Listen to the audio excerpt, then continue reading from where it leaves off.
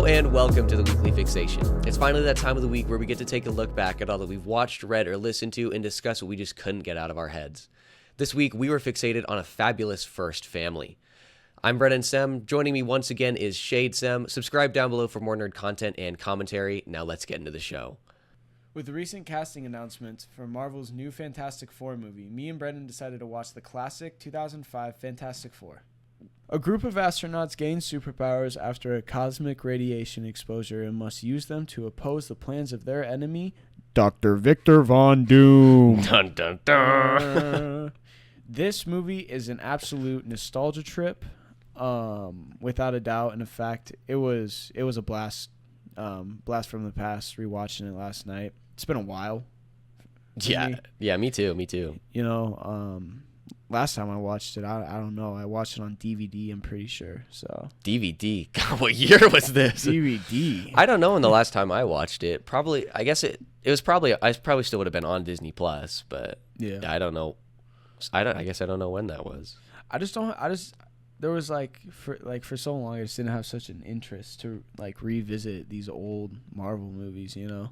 Yeah, the legacy ones, they sort of have a bit of a negative connotation, you know? They're definitely a bit, let's say, dunked on, you know? Yeah. This one and the second one. But yeah, no, definitely a nostalgia trip, you know, going back to it, those classic early 2000s effects, you know, it's such a... I guess the thing about this movie is that, and with a lot of these superhero movies from the early 2000s, especially like we always talk about Daredevil, with Ben Affleck. Yeah. The thing about these movies is that, to me at least, they feel less like superhero movies and more like comic book movies. Yeah. You know, like it feels like a slightly more faithful adaptation, like the filmmakers, the showrunners, it feels more like these are a love letter to a very niche subgroup, you know, where they tried to adapt the comics and bring the comic medium to film in sort of the most quote accurate way. Yeah. So that's definitely fun. Whereas, you know, now when we have I would call these superhero movies, right? They're big blockbusters, which the basis of which comes from comics, right? They're meant to appeal to a broader audience, which is definitely not a bad thing. Yeah. I would say it's a good thing. It definitely makes for better movies. Yeah. But what do you think? Do you still like that nostalgic feel? Does it feel like a comic book to you too, or am I just sort of? No, I don't know. I 100% agree. You know, there were so many shots in that movie that would make me that would make me like think it was just ripped out of a comic book and slapped on the screen, you know. Like there was one where the Thing is standing in a doorway, or no, his shadow is cast from a doorway, and it just felt like such a comic book moment, you know. And it goes back to the Ben Affleck Daredevil.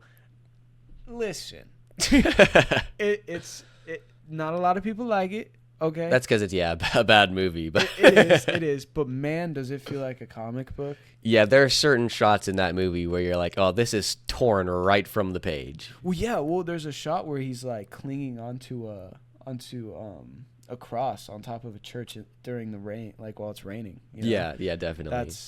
That's like straight torn off of a cover. Yeah. Well, and so I mean, I think movies like Daredevil and maybe to some extent they take the sort of comic book campy nature slightly too far. Yeah. But we always love in any of these new movies where they take like specific inspiration from specific comics, right? Where there's specific shots that are remakes. Like even you know, Thor: Love and Thunder is not what I would call a good superhero movie, but there's, you know, that scene with him and Korg that is literally the exact composition is taken from a panel from a comic book, where they're looking at the big destroyed dead monster or whatever on like the snowy area. Yeah, and is it Korg or Thor is like, no, but they were peaceful. He was a friend or something. Well, yeah, I saw like a comparison. Yeah, but I mean stuff like that, and I mean that's why, you know, we have, you know, we're such big fans of like Zack Snyder, is because his comic book movies feel like they take directly from the comics. Yeah. I mean, there's a story of he told on his interview with Rogan, where when he was giving the pitch for 300, he went in the office and they were like, "Well, what would you like to do?" And he points at the graphic novel and he goes, "I want that, but on the screen," which it's true. I mean, it feels very faithful. And while like Watchmen, the story is definitely altered from the comic. A lot of the panels and the pages definitely feel very reminiscent. That's why I would trust Zack Snyder to do a Dark Knight Returns. Yeah, I mean, I would like to see that too, but I feel like he kind of squandered his chance, and he sort of already half made it. You know, he like half took some parts from it. So, but I don't know. Let's get. Why don't we get back to Fantastic Four here? Yeah. I all in all, I mean, I think it's definitely a fun movie. Yeah, I mean, we talked a lot about, you know, it's a nostalgia trip. These early 2000s movies they bring back such memories from childhood, even though, you know, we wouldn't have seen them in theaters. Well, this came out the year you were born. Yeah. I was 3, so not in a movie-going mood, typically, I guess. But, you know, we watched them on repeat on DVD and on Plex and all these other things. And they bring back such memories, even though they're not great films. Yeah. Oh, sorry. No, you go ahead. One thing I would like to say is another thing I would like to say is the costume designs. Yes. They're cheesy. Yeah. But I really like them. I just, that's another thing that makes it feel like such a comic book. You know, is the costume designs. Yeah, here we go. I've got an image, a still from the film here with all of their suits. They definitely feel very. I forget you can't zoom. I don't know. Actually, I kind of like those. I don't really like the V. Yeah, the V ain't the V. But I like the costume. You're right. It feels very classic comic book esque. You know. Did you know that they wanted to do a CGI version? Or for the Thing, really? He was such a fan of the comic books that he like wanted to do practical. Really? So I guess it was like 50 pounds. Oh wow! 50 extra pounds or something like that. Yeah, I mean, well, yeah, I mean, anytime you choose practical over CGI, even if it doesn't necessarily, like, I guess maybe look as good. There are some times when it can look bad prosthetics, but anytime you go practical, that's instantly a point in your favor in my book. I mean, it feels different, and nothing but respect for people like, Michael Chiklis, 50 pounds, or like Skarsgård, Stellan Skarsgård in like Dune, and even in Pirates of the Caribbean. Like he's spends hours upon hours in the makeup chair. Like he's willing to spend like the whole day just getting ready. That's dedication, and that really I love stuff like that. It's just straight out of a comic book. Yeah, and I'm definitely glad they didn't do like a CGI thing for this, because it looks good. Well, yeah, the thing looks great. Yeah, it looks good. Based off of the rest of the CGI, I don't know if they would have been able to do like this fully like mocap thing with him. I just don't think it would have looked bad. Yeah. I mean, some of the effects. That being said, some of the effects in this film are actually pretty decent. Yeah, they really are. You know. There's I think, is it the first part where Mr. Fantastic, realizes he's got his stretchy powers, and he drops, it's like a cup or something, and he just leans down, and his arm stretches. That looked really fun. It looked pretty good in my opinion, and that's another scene that just felt very like comic book esque. That was a very, I could see that being a page out of a book. I know this isn't this Fantastic Four movie. This is the second one, but I would just like to give credit for like Silver Surfer. Yeah, why don't we save that for when we do our weekly fixation on the second one? Because we will definitely do that. But yeah, no, I think I'm definitely glad they went practical over CGI for this. But now we've talked about Michael Chiklis, so why don't we actually just go through the cast list a little bit? We haven't really touched on that yet. So obviously, Mr. Fantastic himself, we have, I think it's pronounced Ioan Gruffudd. Gruffudd. Don't I'm pretty sure his first name's Yoan. Lone? That's an I. No, that's not a lower. Why would he start his name with a lowercase L? He plays Reed Richards. I haven't seen him in like pretty much literally anything. Yeah, I haven't either. And we looked through his filmography a little earlier, and frankly, he hasn't done all that much. A few bit parts here and there. Oh, never mind. He was in San Andreas. Oh, so this is an A-tier actor right here. A-lister for sure. Wait, who did he play in Justice League?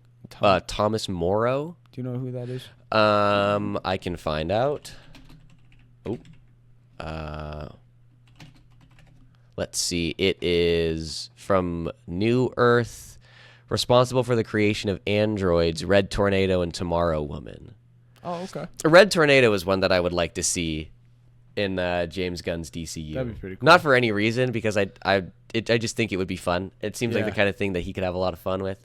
But yeah, so Yoan Gruffudd, not much, really. Yeah. He sort of fell off the map. A few bit parts, but really not much else. Yeah, I don't. What happened to you, Ewan? How do you say it? I don't know. I think it's Yoan. Yoan. I don't know. I've only really read it. I don't think I've ever heard anybody ever say it. I've never heard anyone say it. It's an interesting pick for a name. Yeah. It's a lot of vowels. Is he American? Wales, UK. Oh, okay. So no. What is this? Oh, it's because it's in I guess maybe Welsh. It's in English. Pobl I Cwm. I probably just offended. Oh, this is a Quimderry. You just offended Barry's dad. This is that's quite the name, Gwenfair. I really like that. Gwenfair? Gwenfair. That feels regal. Gwenfair. But anyways, I wonder, does he speak Welsh then? I don't know. That's weird. He had a really good English accent. You mean American accent? American accent. He spoke English. He speaks English very well. I'm sure it's his first language. Yeah. All right. Yeah. So else in the cast list, we also have Michael Chiklis, whom we mentioned earlier. Now, Michael Chiklis has actually done a bit more stuff. Yeah. I know he's most well known for The Shield, 8.7, obviously a good show. This is one that I think both my dad and grandpa have recommended. He plays a dirty cop. Is he the dirty? Oh my God, is that Walton Goggins or whatever his name is? Whoa. Dude, you gotta take it. What is, man? He got beat up. Yeah, this is crazy. You gotta shave your head. Well, now he's got no nose, so got your nose. In the fallout. But yes, this is one that I really want to. Oh, it's on Hulu now. Probably gonna have to watch it. It won an Emmy, I suppose. Oh, okay. And it ran for, I believe it was 6 or 7 seasons. Let's see, what did it win for? Outstanding lead actor, so Michael Chiklis himself. Oh, heck yeah. Very well, and quite a few nominations. Outstanding writing, directing. Oh, he got nominated the next year, but he didn't win for Best Actor. Oh, okay. CCH Pounder. I think this is the I don't know if you watched this episode, but we did the My Father Before Me with my dad, Mad Max Beyond Thunder Road. Go give that a listen if you haven't. But there's a part in there where I make a reference to It's Always Sunny. There's a character in there who does an impression of CCH Pounder, and it's incredible. He's like, do it. I don't know if I can. I don't know if I can do it really well. All right, hang on, wait. I gotta step back from the mic. I don't want to blow it out. God damn it, Dutch! What other areas do you have us running for the DA? That was really bad. I think if my voice weren't so bad, weren't so out of it, I would have been able to do it better. But man, you gotta listen. I'll show it to you afterwards. And go listen to our Mad Max Beyond Thunderdome, My Father Before Me, because I play the clip in that episode. But Michael Chiklis, done some more stuff. Wow, he has hair in that. Done for more. Wow. That's definitely a wig. Oh, but he is swagged out. Yo. Dang, he knew he was fly too. Dang. Yeah, I'm feeling the shades. We got the dark on dark. Oh, man, Mr. Steal Yo Girl. Yeah, he probably stole that girl. It's weird to me that he's more known for Fantastic Four Rise of the Silver Surfer than the first one. Yeah. I'm not even showing the screen. That's 1,000% my bad. But recently, he's going to be playing somebody in Hotel Cocaine. Whoa. Which sounds great. Yo, who else is in this? Oh, the Hardy looks awesome. Whoa. MGM Plus original series. So this is probably going to be on Narcos. On Prime. Yeah, and Godfather of Harlem. I did not see that one.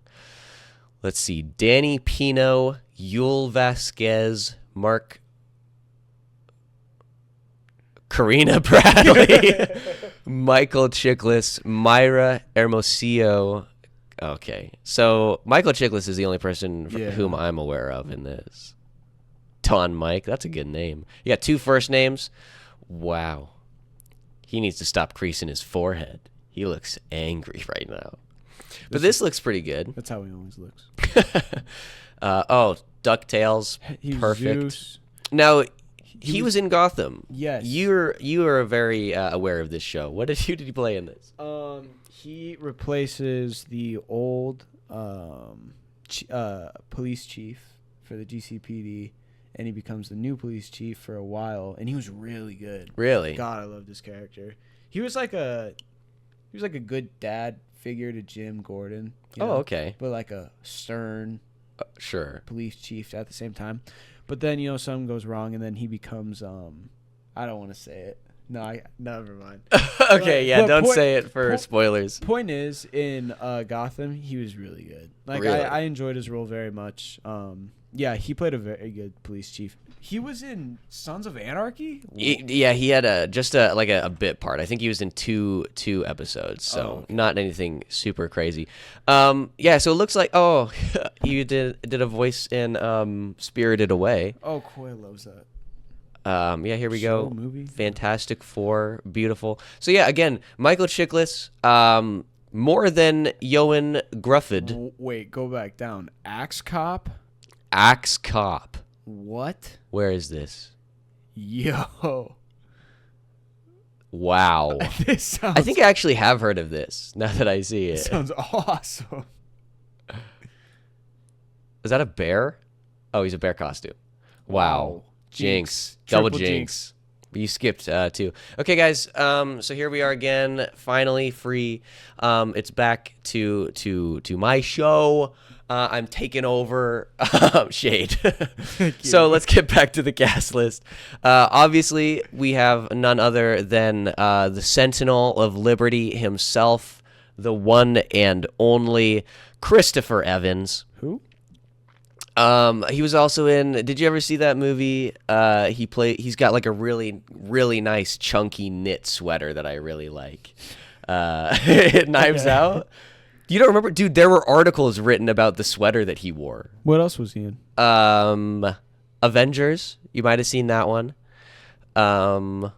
Let's see. What else do we have?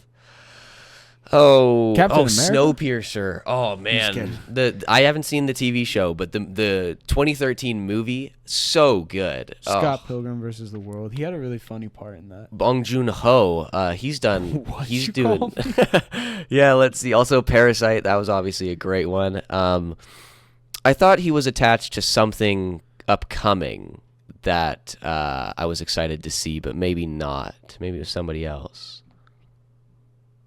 God, I want to start watching Japanese films so bad. Yeah, well, yeah. You should watch the Samurai trilogy. Another Weekly Fixation. Musashi Miyamoto. I want to watch Old Boy, or I want you to watch Old Boy. Old Boy? Yeah. I'm not familiar with that one. Okay, we'll talk about Old Boy. Yeah, it looks so like oh.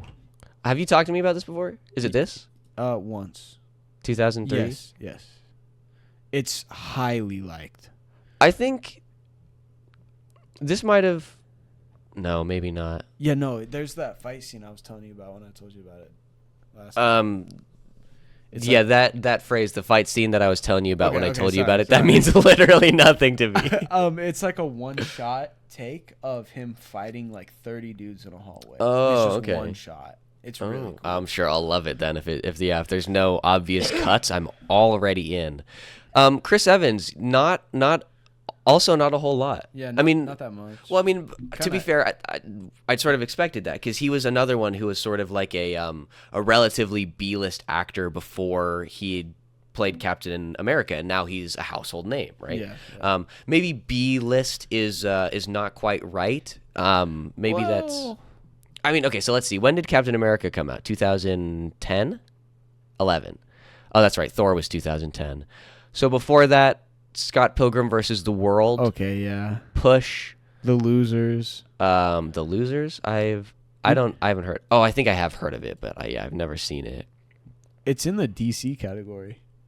Really? Yeah, on HBC on Max. Yeah. Oh yeah, comic book series. Jock.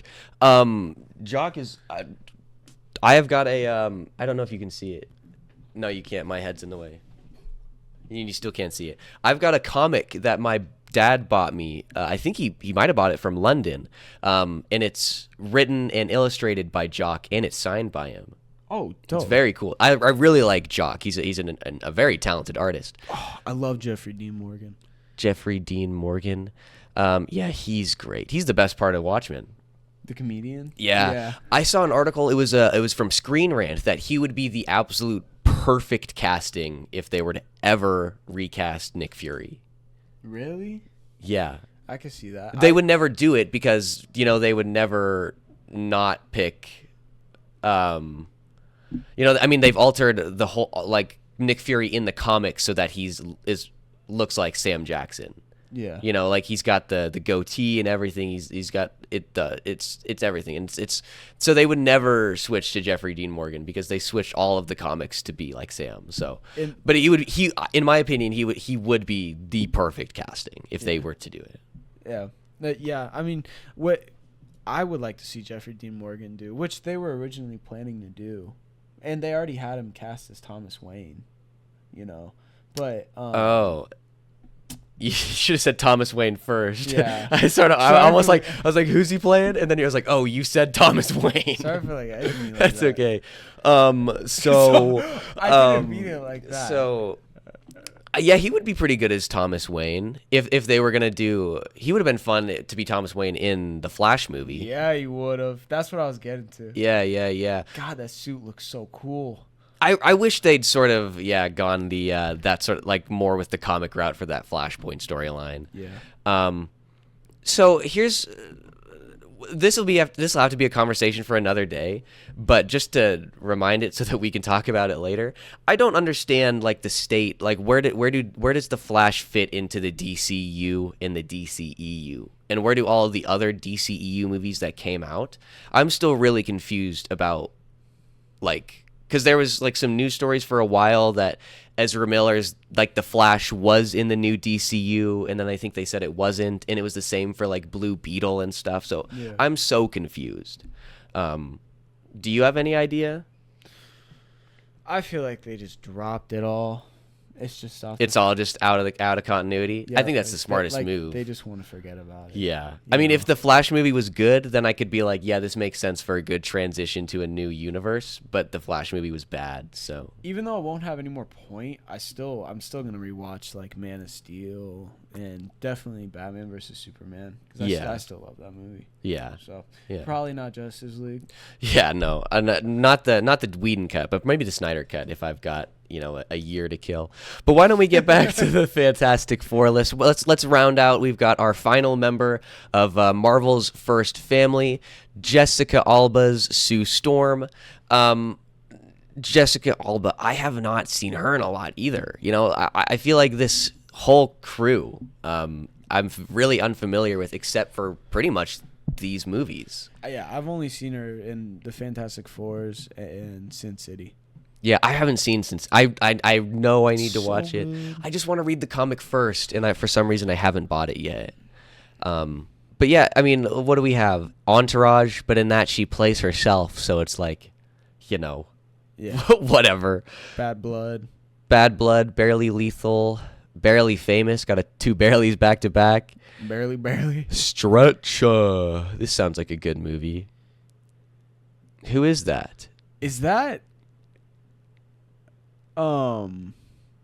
Patrick Wilson. Yeah. Patrick Wilson, Ed Helms, Ray Liotta. Yo. Oh, but he plays himself. David Hasselhoff. Quite the cameos. Yeah, What a cast. What a cast. What a cast. Who's Max Daniels and why is he getting a photo like that? That is crazy, Max. You gotta figure out your Jiminy Christmas. Your ankles. Oh, hang on. He's got his stunt death reel.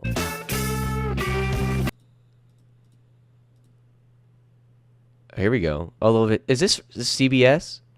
So this must be from maybe a procedural drama that he did his role. Is that him? I don't know. Or where is he?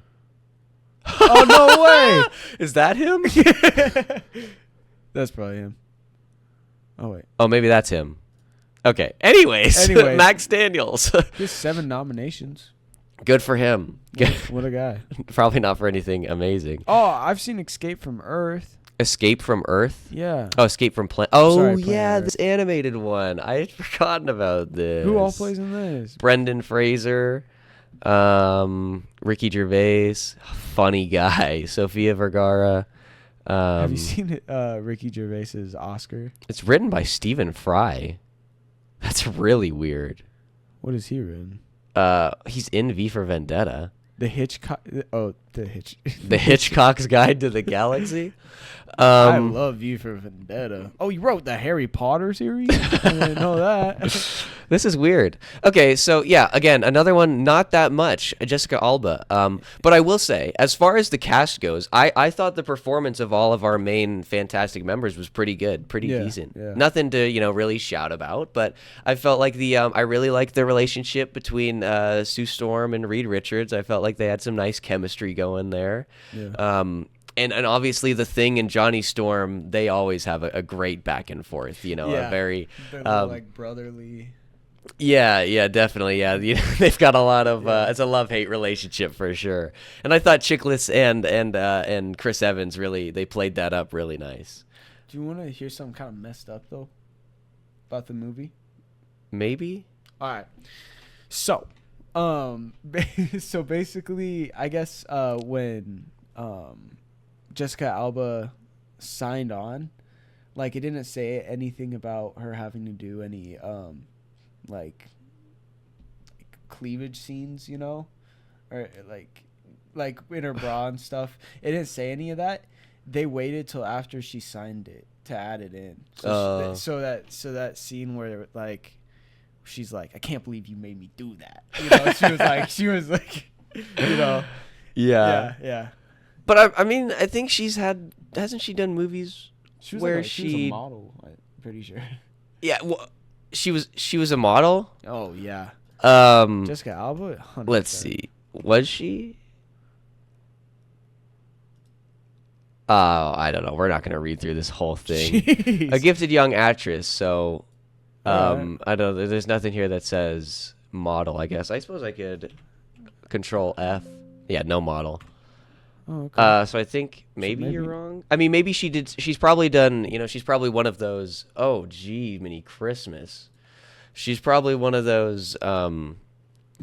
Actresses who's like a fashion icon. Of the early 2000s, and so she's modeled for a lot of like magazines and stuff. I believe that. I mean, she's obviously very beautiful. She is. Yeah. But yeah, so I mean, I thought the cast was great. She was great. I mean, the movie I think is definitely, it's I would say it's probably worth a watch. It's definitely fun to go back and rewatch this, knowing that we're going to get presumably a completely different take. Yeah. This time next year. God, I hope it's good. Yeah, I hope it is too. But I'm definitely pretty hopeful. I'm moderately hopeful. I hope it doesn't get the Fantastic Four curse. That's what we'll call it. The Fantastic Four curse. Well, if the new one is bad, then I think we can call it the FF curse. But I think until And 3 is not. I wouldn't necessarily. I mean, maybe 3 is the beginning of a pattern, I guess. I mean, yeah. But I mean, curses were meant to be broken. I mean, look at the video game curse. Yeah, and now we've got The Last of Us and Fallout, both of which are highly highly acclaimed, very critically well received. I still hope we get Red Dead. I do too. I hope we get that. Jack Black pushes for that. I know, and that's why he's my hero. Like, I'm not super into Jack Black, but because of Tenacious D and because he lobbies for Red Dead too, that's why he's my hero. And the Super Mario Bros. Movie. Yeah, that one was pretty good. I gave that one. Spencer made me watch that while we were in Columbus. I think I gave it like a 7.5 out of 10. I like the animation was really good. I liked the animation except for the lighting. Yeah. The lighting was ever so slightly weird, and so it was a little bit like beyond the pale. But I really like the style. Yeah. But I'm really excited for Fantastic Four, the upcoming one. Why don't we find the actual cast list here? We have I'm not going to pull it up. We know it. Yeah. Pedro Pascal as Reed Richards, Vanessa Kirby, Sue Storm, Eben Moss-Backrack as Ben Grimm and The Thing, and Joseph Quinn as the Human Torch. Recent additions that we mentioned at the beginning were John Malkovich, Natasha Lyonne, and Paul Walter Hauser, all in undisclosed roles. Yeah. If you want to go see what I think those people should be, go look at our recent video. I think it was last week, maybe. Yeah, I went in depth onto who I think Malkovich and Hauser are going to be playing. Natasha Lyonne, I didn't cover in that because I hadn't read the news story. Go ahead. Sorry, there was a thing I read saying it was just a prediction, you know. Yeah. But I guess so. The prediction is Malkovich. I completely forgot who he's gonna be playing. The Puppet Master, probably. Yeah. That's what I hear all the time. But for the girl and the other dude, the girl, I read that she was gonna play the robot Herbie. I had heard a rumor of that too. And then of course, like you've mentioned, Paul Walter Hauser as the Mole Man. Yeah. I would freaking love that. Yeah. I would love that. That would be amazing. He would look good. Bro, because if we have Paul Walter Hauser play a Mole Man that is like the serial killer he plays in Blackbird, sort of dejected character, that we have, a dark Mole Man and we've got Namor. We're setting up a perfect adaptation of Grant Morrison's 1, 2, 3, 4, which just absolutely amazing. Yes, it's sitting back there right now. We set up a beautiful display. Yes, we've got my the only 2 Fantastic Four comics I have. No, I don't have any of the movies, but we could have put those up there too. Oh, you could have brought your DVD. But anyways, the upcoming Fantastic Four will be coming July of 2025. I'm pretty excited for it. Go ahead. I am very thrilled to see it too. Yes, it's definitely going to be fun. So, stick around as we get closer to that. We'll continue to do these weekly fixations where we go back through the classic Fantastic Four movies. Next up, we have, when did it come out? 2007? Yes. 2007's Rise of the Silver Surfer, and then after that we've got the 2015 Josh Trank Fantastic Four. So we've got a couple really good ones coming down the pipeline. So stick around for those, and we will be here next time with more news, any updates on the upcoming film, and we will catch you guys next time.